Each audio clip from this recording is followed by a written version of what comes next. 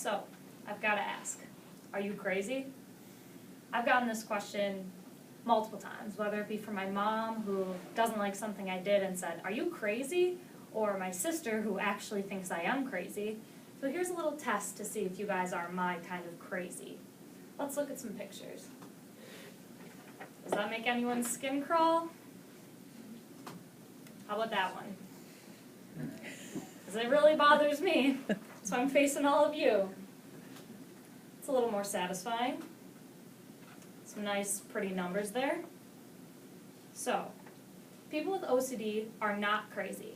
And after a quick explanation of symptoms, causes, and treatments, hopefully there will be a clear difference between crazy and OCD.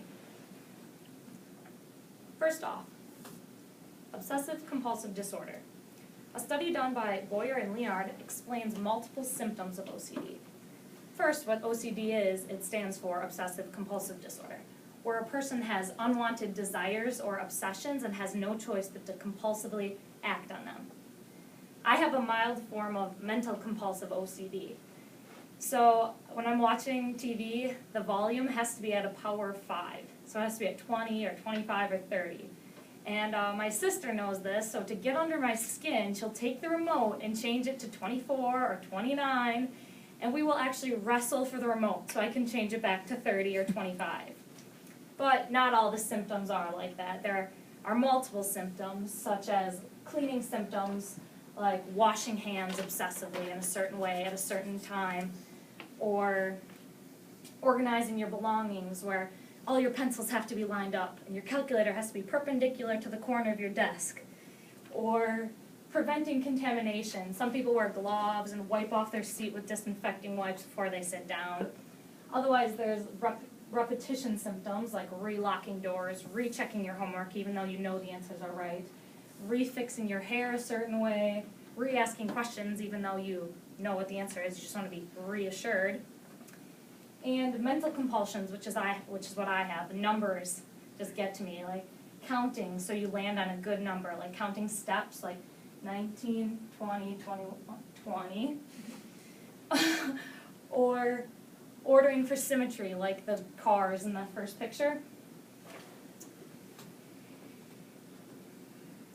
There are also multiple causes of OCD. Genetics is a key factor.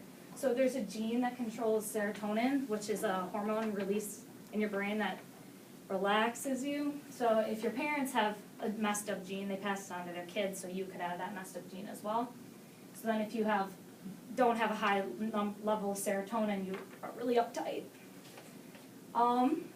In a Journal of Biological Sciences by Valerie Curtis, her findings state that 1 in 40 people have enough symptoms to be diagnosed with OCD. So that's like one person on your floor would have enough symptoms to be diagnosed. And then outside factors, stress, which we just talked about, so all those bad things of stress, OCD, add another one.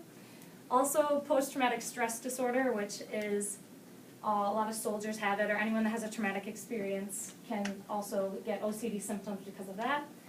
And then after that list, I have to finish by there isn't one. They haven't made a connection for sure what causes OCD.